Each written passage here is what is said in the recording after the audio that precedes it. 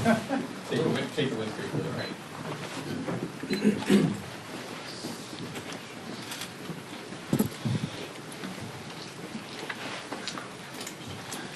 Got everybody? All right, well, good afternoon, everybody. Thank you for joining us here today. Today's a really important day. We have the opportunity before us to answer the mandate given to us by the American people who respect banning stock trading in Congress, and we should not waste time. I want to start off by saying how much I appreciate this bipartisan group of members. We've been meeting regularly over the last however many months, frankly, maybe years, trying to work to get consensus. I'm proud to have worked with Seth Magaziner, who I'll turn it over to in a minute, who I've been working with since Abigail Spanberger left. She and I introduced legislation 5 years ago on this topic, as you all know, on a bipartisan basis.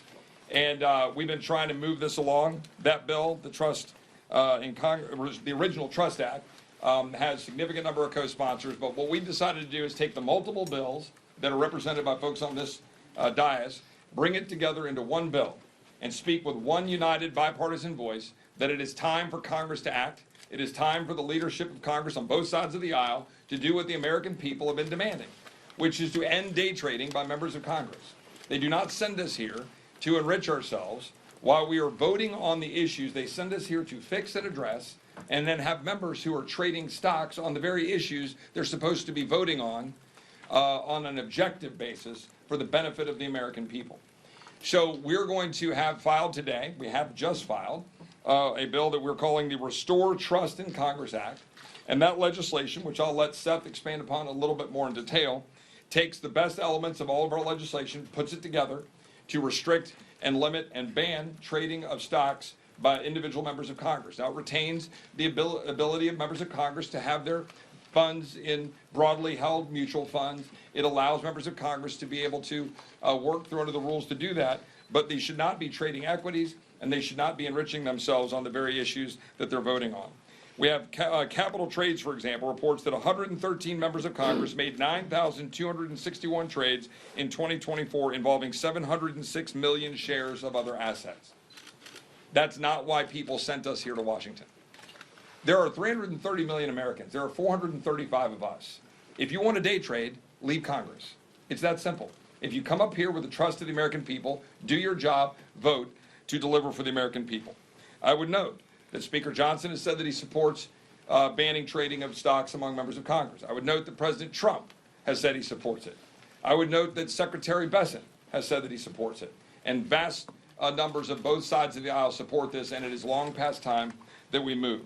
The House Committee on Administration should consider this bill, move the bill forward, amend it, go through regular order, but deliver it quickly to the floor of the House.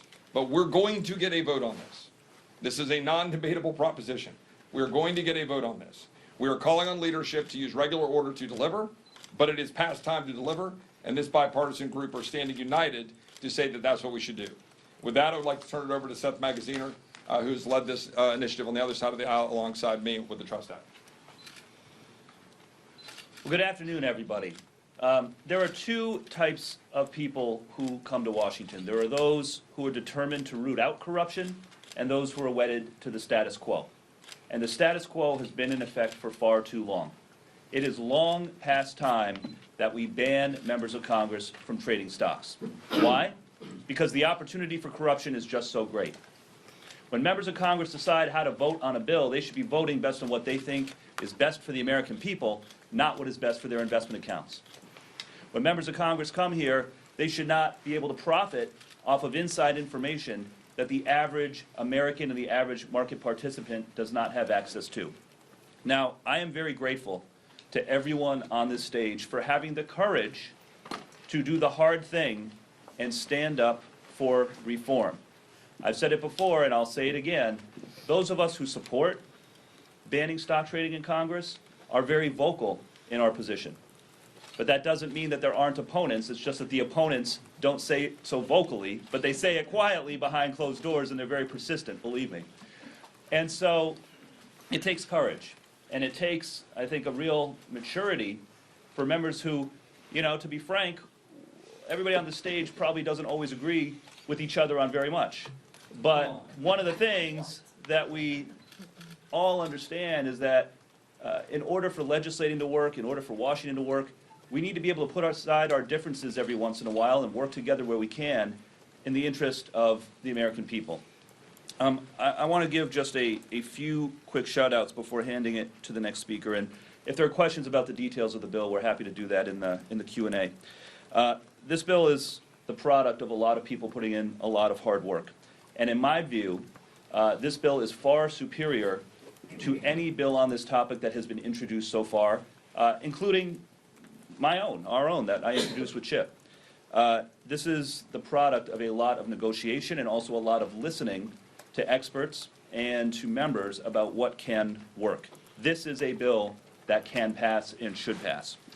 And as Chip called out some of the prominent Republican leaders who have been supportive of this effort, I'll call out a few of the Democratic members, starting with our own leader, Hakeem Jeffries. Hakeem has been steadfast on this. He was the first member of first leader of either party in either chamber to come out in support of a stock trading ban. I've been in regular conversation with him, as I know Pramila and others have as well. He is with us in this effort. I want to give a big shout out to all of the Democratic members on this stage, particularly Pramila Jayapal, who has been leading on this issue for years and who I have enjoyed working with and learned a lot from through this process. Alexandria Ocasio-Cortez, Dave Min, Raja Krishnamurthy, who's been leading on this for some time. I know that we have, I think that's all that's actually here today, but others who have been supportive of this as well, here in spirit. And I also want to give a shout out to Abigail Spanberger. Abigail, as Chip noted, was an early leader on this issue, an early initiator of this movement. And although she has left us for other pastures, I know that she is very pleased with the progress that we have been making. So with that, the time has come. Let's get it done. And I'm going to turn it over now to someone else who's been a great partner as we've been meeting through the spring and the summer, Representative Fitzpatrick. Thank you, Seth. Good afternoon, everybody. It's not every day you see this cast of characters up here. These are all smirking out there, but that's a good thing, and it speaks to the power of this cause. How did we get here? Pretty much everyone up here had their own version to accomplish the same goal. Myself and Alexandria and Raja had a bill. Anna's had a bill. Burchett has had a bill. Seth, Chip, Pramila, Scott, you've been co-sponsoring a lot of these bills. I mean, every single one. And Seth came to my office, was that earlier this cycle? As you did to all the individual bill authors, and said, can we find a way to merge all these bills together? And that's, in fact, what's happened here. Many of you knew I spent my entire career before here as an FBI agent. When I came here, it wasn't a revelation. It confirmed what I already knew, that members of Congress have access to inside information. Period. End of story. And that being the case, a lot of opponents to this will say, well, we already have insider trader laws on the books. This is why it's different. If you're a typical run-of-the-mill insider trading case, you're sitting on a company board, you have access to one company's information that is imminent, that's been voted on or about to be voted on by a board. Members of Congress, just by being on the floor of the House, have a much more clear purview being behind the curtain of whether a CR is going to pass or not, whether there will be a government shutdown, is AI regulation going to pass or not. Just a much clearer sense for the likelihood, the probability of things coming to fruition or not coming to fruition. And for anybody in this institution to trade off that information is illegal and unethical, both. We are dealing with the ethics piece. The criminal law will remain on the books. But this ethics bill, and that's what this is a culmination of the efforts of everybody here on the stage. And I'm very, very proud to stand in partnership with each and every one of them, because this is beyond an 80-20 issue. This is a 95-5 issue, and the 5 that are against it are probably in this institution day trading. So we're going to, and by the way, we will find a way to get this to the floor one way or another, and we will leave it at that. There are multiple pathways to get a bill to the floor. We are not going to let another Congress pass without getting this done. And with that, I yield, and I will call up my classmate from the 115th Congress, Pramila Jayapal. Thank you so much, Brian. And thank you to everyone. This has been, as you've heard, the product of many years of work. And I remember back in 2020 when I introduced my first bill on this topic with Elizabeth Warren and a number of Republicans as well. I think it was Matt Rosendale at the time. We have continued to do the work to try and bring these bills together because we know that sometimes what happens in this place is if there are multiple bills on a subject, leadership that may not want us to move forward says, we got too many bills, we can't decide. So we did the work of negotiating with each other. We brought in experts to make sure, including experts that manage money and know what the loopholes are that we needed to make sure were fixed. And I think we are doing the simplest thing that we can do in many ways. It is the simplest thing that the American people want, which is to know that their member of Congress represents them and not their own pocketbooks. And that's really what this is about. Brian talked about insider trading and the information we get. We also should know that people are taking votes on issues where they're not thinking about their own stock portfolio. At the core, this is really about public trust. And public trust right now in government is at an all-time low. And there's a good reason for that, because people don't know who we represent. So let's make this really, really clear. This bill gets around many of the loopholes that existed before in some of the other pieces of legislation. There's real accountable fines here where perhaps when you make your first mistake, that's a pretty low fine. But after that, there is a 10% penalty and disgorgement of profits, which is really, really important because there needs to be some way to hold people accountable. And we know that there are a lot of places that essentially trade on their ability to get us to do certain things that benefit big corporations out there, benefit our own pockets. And so I'm really excited that we're in this place. We've been here before on the stage, actually with several of us that have been here over time, but I do feel like this is different this time. I feel like we are really at a place where we brought all the bills together and we are going to, as Brian said, we are going to get it to the floor. Whether it's through whatever process that looks like. So I want to thank all of our, trying to be vague here, all of our friends on both sides of the aisle that have been really clear about standing up for the American people, standing up to make sure that we represent them and not our pocketbooks. And with that, it's a great honor to introduce my colleague, Representative Tim Burchett.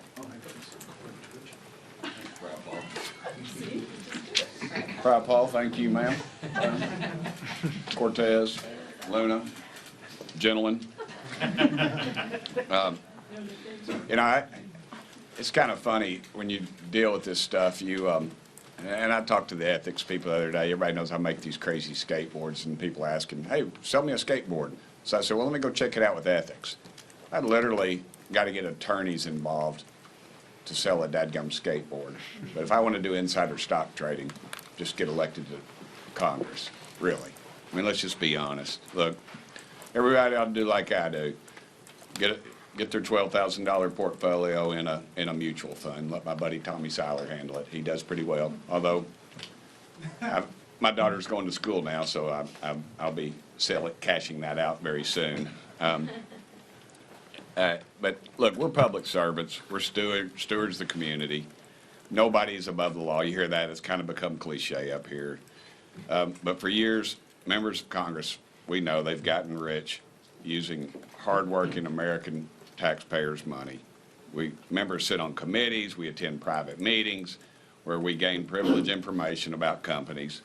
Congress appropriates money to economic sectors that may overlap with members' own portfolios. I call it the war pimps a lot. I worry about us voting on wars that we're going to send our kids off to that we couldn't even find on a dadgum globe, and members haven't owned stock in those things. The American taxpayer always gets the short end of the stick, and Congress seems to profit at their expense. This body has been enriching itself on the taxpayer's dime, and dadgummit, it's got to stop. The President's already said he would sign a bill banning stock trading for members of Congress if passed. I think the real test is going to be whether Congress has the guts to stand up and do what's right. And I'm proud of all these people up here. I don't agree with them, some of these people on anything. If Cortez told me the sun was coming up tomorrow, I'd go out and check it out. But she's my buddy, and I'm proud to stand up on the stage with that. And now I will introduce my friend Cortez. Come up and speak. Thanks, Cortez. Thank you, Tim. Good afternoon, everyone. Hope everyone's doing well. I gotta say, I know it was, what was it, like 6 or 7 years ago now, Chip, that you and I were elected here, and one of the first conversations that Representative Chip Roy and I had to do with money in politics, I remember, and just in general. And, I think that this issue has brought so many of us across the political spectrum together because we are united by the value that people should feel that their elected representative puts them and their interests first, and that we are here first and foremost to do the job that the public has sent us to do. And, in many ways, I feel like this press conference and this podium shouldn't necessarily be facing out here. I don't think we need to sell the American people on this. We need to be turning it around and making sure that we get this thing past the post. And I want to thank Congressman Roy for the effort you've put in this Congress specifically to move this forward. And every year we've been getting closer, and I do believe, as we said, that this year we're going to get the vote. And I also want to thank Brian Fitzpatrick as well for, for some of the work that we've done in co-sponsoring our original bill on this. But it's very rare, I feel, in Washington that when we bring multiple stakeholders and folks together to negotiate on a bill, that you leave that room feeling like the bill got better. A lot of times it feels that we'll get to an agreement and we're holding our nose to get something past the post. But I genuinely feel in this process that in putting all of our bills together, we've actually ended up with a product that is legitimately stronger than the sum of its parts. And it is one of those rare moments where I feel like Washington is working the way that it's supposed to work, and it feels foreign, and it feels alien, and it's like, what's going on here? But I also think it is proof that that things can work here. And when we put our disagreements aside, of which of course there may be many, but we focus on the things that we have in common, we can make our country better, we can make this institution better, and we can increase and earn the faith of the American people, which is really genuinely the core of our work here. And so to that end, I want to thank everyone for their incredibly hard work. We are going to get this done. It requires standing up against the powers that be, but because of the support of the American people on this issue, you all have generated the momentum necessary to give us the power to be able to do this. And I look forward to bringing this to a vote. I look forward to banning the trading of individual stock on the floor and by members of Congress. And I'm looking forward to making this place a better place that puts the American people first. So thank you all so much. Thank you for everyone for being here. As you know, the group behind us has been very vocal on this topic, and not to reiterate what Chip Roy had stated, but I think it's 95% of Americans support this. I sometimes feel like an adjudicator in this job, so I guess I'll be the one to say that we've asked nicely for leadership to put this on the floor. If they don't, I'm saying timeline is end of month. There is a discharge petition prepared and ready to go. I think it's very clear where the White House stands on this. I don't speak for the White House, but the president has stated that he supports banning this because it is corrupt. Frankly, the fact that members are getting, plus 600% returns on their investments is wrong. But more importantly, how could you ever be expected to represent your constituents when you're clearly worried about your pocketbook? And so that's why we're here today. Again, thank you to Representative Burchett because he helped work on that discharge. But we are very hopeful that this will be brought to the floor in regular order. And we look forward collectively to deliver this one to the American people. Thank you, everybody, and thank you so much to Seth and Chip and all the people on the stage. Look, this is a message to our colleagues, okay? You may have traded up till now. You may have operated within the confines of the law and the rules and the regulations. This is your chance to do the right thing. this is your chance to do the right thing. We're not going to judge what you did before now. But now that this bill is going to come to the floor, and we're going to make sure of that, it's your chance to get right with the American people. Because at the end of the day, Congress is not a casino, it's not a stock exchange, it's not a betting parlor. The only bet we should be making is on the American people. We can't serve the American people and the public interest at the same time that we're serving our stock portfolio. Please, fellow members, we're not judging you, but now is the time to do the right thing. When 95% of your colleagues, the constituents in your districts and the American people want this, anything else would be going against their best interests and the best interests of the country. Thank you. And now, Scott. So, look, a lot of the country there's a lack of trust in the government, and this is an opportunity to earn some of that trust back.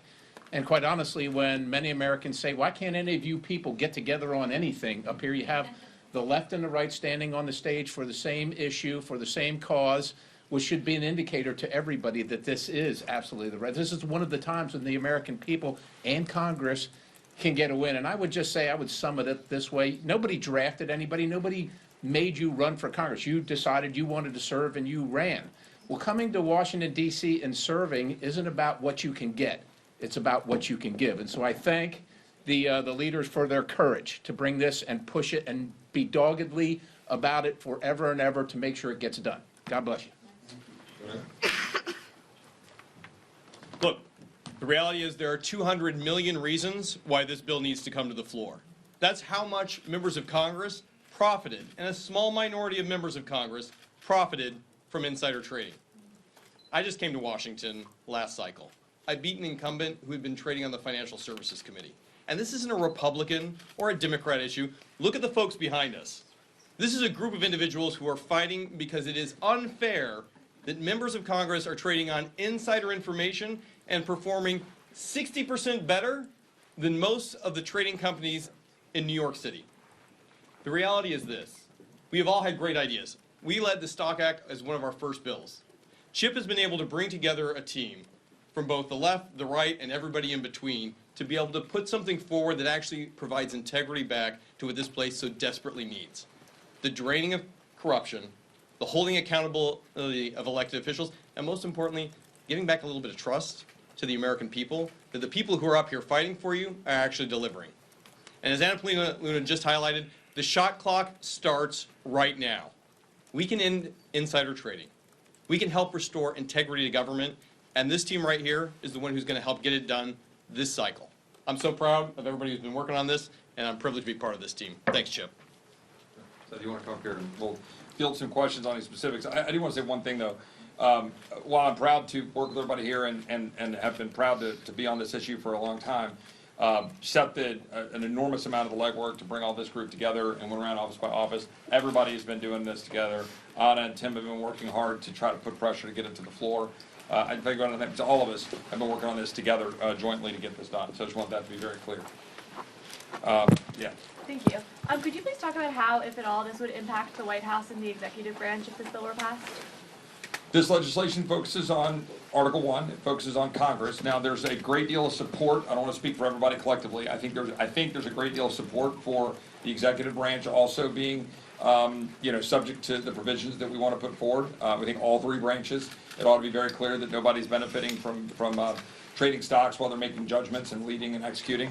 This bill, though, I think rightly focuses on Article 1, so we can look at our colleagues and say we should take care of ourselves.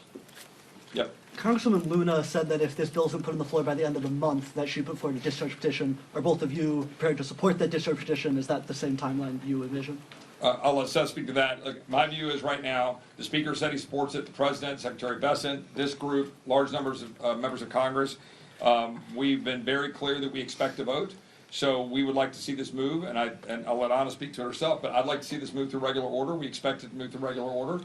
And if it doesn't move through regular order, then we'll decide what we need to do to make sure that it gets a vote. But it will get a vote. Yeah, I'll just say, I certainly don't speak for every Democratic member, or just for myself, but, I come at this being agnostic as to how it gets to the floor, whether it's through regular order, whether it's through a discharge petition, a suspension of the rules, whatever, as long as the underlying substance is strong enough to end this corrupt practice, and also well thought out enough that it can earn the critical mass of support that it needs to pass the floor. So as long as the underlying bill is the right bill, and I think the one that we're introducing today is that bill, then, you know, how the speaker chooses to bring it to the floor is up to him. But we do feel some urgency because the American people feel the urgency. And as long as the underlying legislation is good enough to get that critical mass of support, then, you know, however it gets there is fine with me. Where did you guys land, and can you give more specifics on family members and how this affects who? Yeah, so spouses and Yeah. dependent children are covered in the bill. They have the same restrictions as members. Dependent children. Yeah, dependent children. One of the things for those who do actually support Congress members being able to trade stocks is they say, you know, we want to encourage people to run for Congress across all spectrums. For some folks, really being able to have to give up their stocks, give up their assets is a huge disincentive for having the public service of running. How do you respond to that?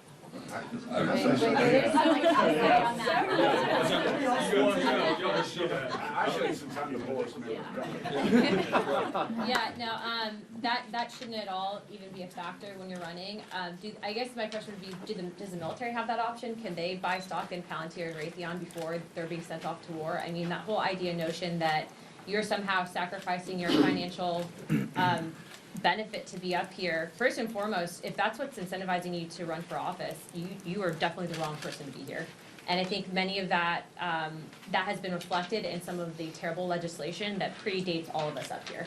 And so my thought to those people is, if you want to trade stocks, go to Wall Street. Don't do it to Congress. Yeah, did you guys have No, I mean, if anyone says, you know, this isn't fair, I'm gonna have to divest all my stocks if I'm gonna run for Congress, maybe you should stay home. I think that, you know, as someone, I ran for office, I was a waitress, you know, plenty of people have to make tons of sacrifices to run for office. But I think that really the idea that this is some undue burden is outrageous. And the fact of the matter is, respectfully, and I know I may offend some of my colleagues here, but millionaires are very overrepresented in Congress, and no offense. I wish I were more offended. Little too many here.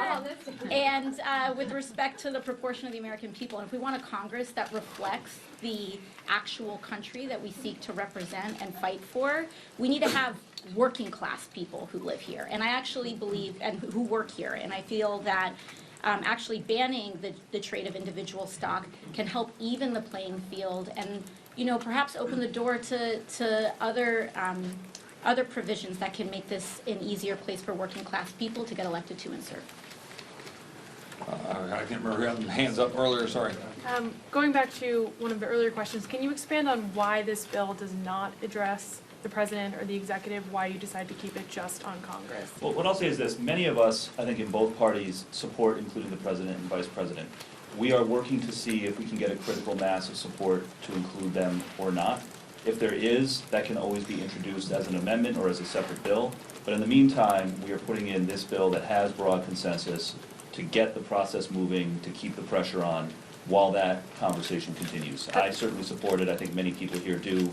We're working to see if we have that critical mass. To the Republicans here, though, has the president advocated that against this bill being expanded, or where do you stand on that? I've got no indication of that whatsoever. All I've gotten is support for this, and what we're trying to focus on, and I think rightly, is can we not look in the mirror as the members of Congress and go ahead and decide how we should operate? Start there. But it's really easy for us to go point, and I would say this last year, a year ago, with President Biden, President Trump, doesn't matter. This is not a political issue. But we've got to work through executive branch application and getting the votes for that. I would love to have that debate. I would love in regular order to have this come before the committee, come before the admin committee, and then offer amendments and have that debate and bring it forward and offer an amendment that applies equally to all three branches. That would be a fantastic debate. And I would likely support going in that direction. But I think we need to focus right now on one very clear message. Congress, those of us here, we're responsible for managing our own affairs. We shouldn't be trading stocks while we're voting on these important issues. I think it's that simple. We got a lot of questions. I don't know how we're going to do on time here, but yeah. Have you guys talked to your Senate counterparts on this? I mean, I know Senator Hawley's bill does include the executive branch, so have you guys had those cross-chambers conversations about this? Yeah, I'll say from my end of the spectrum, we certainly have. We've talked to Josh, we've talked to folks over in the Senate, and, you know, we're kind of collaborating in broad terms about moving the issue forward. Again, the legislative process, move it forward, get the ideas on the table, then let the process work.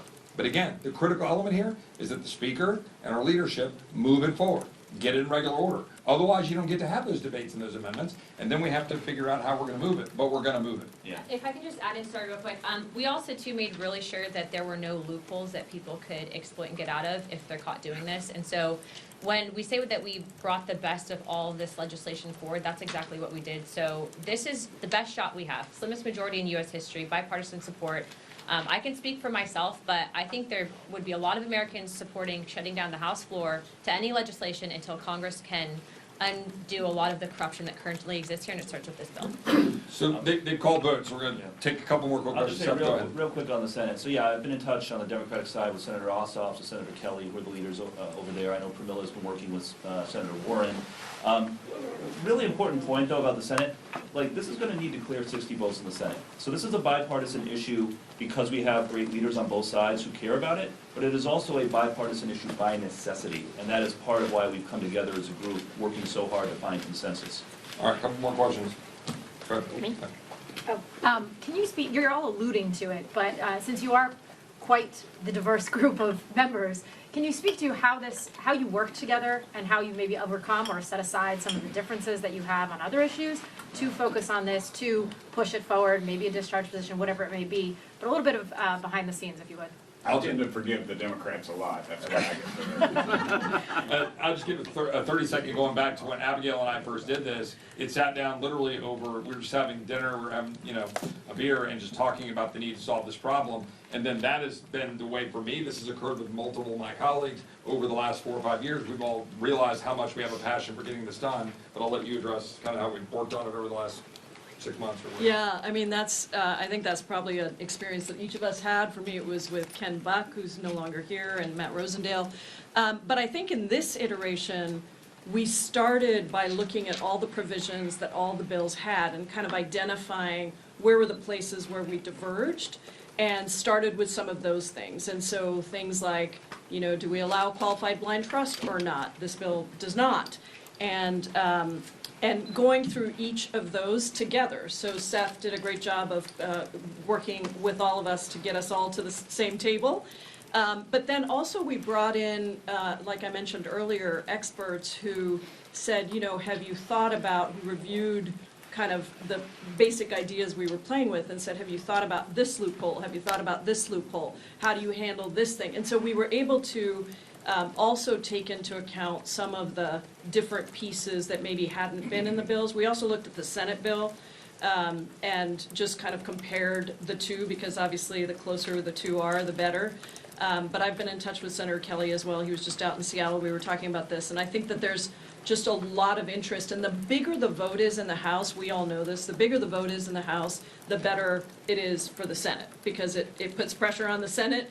It makes our bill the main bill, and hopefully that then becomes the vehicle that moves forward in the Senate. But it was a pretty detailed process, and everybody got to weigh in, and different people had concerns about different things, and we just worked through it until we got to something that everyone felt good about. As Alex said, not a place where we left feeling like, oh, I gave something up. I really do think, as all of us have said, that it was just strong. Just very quick, the one thing that I immediately noticed when I was in the room with all of my colleagues here is that I think an impetus for a lot of us running for office is to resolve injustices in the system. We have different perspectives on what that is. We all agree on this.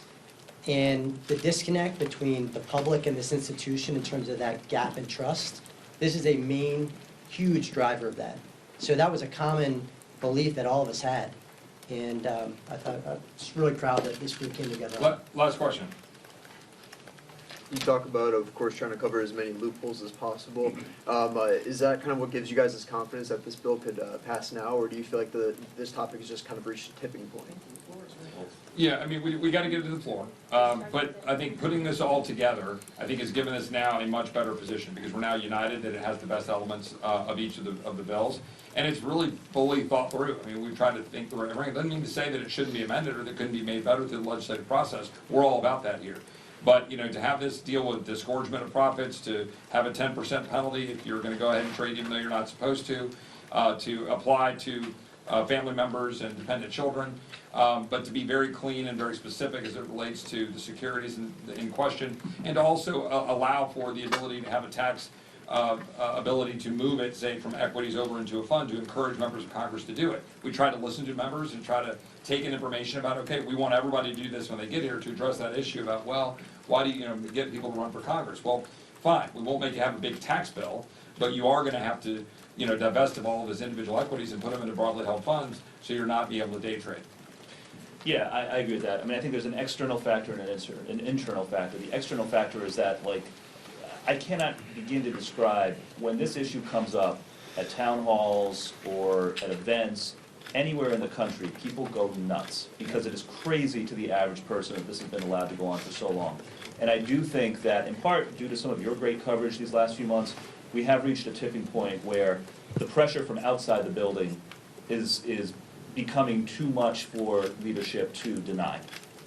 Inside the building, it's been I gotta say, like, a great collaboration. I'm only in my second term, I'm relatively new here. I hadn't worked with several other people on the stage before, but every time we met, people came prepared. We in a painstaking way, went through every possible issue or concern that we could think of, and everybody here, surrendered some of their own time of limelight, surrendered some credit, worked together because we just care about getting something done. So I gotta give a great amount of credit to everybody who's been working on this. It's been a very good group to work with, and we're determined to get this done. Thanks, everybody. We got to go vote. Appreciate it. Thanks, guys. Thanks.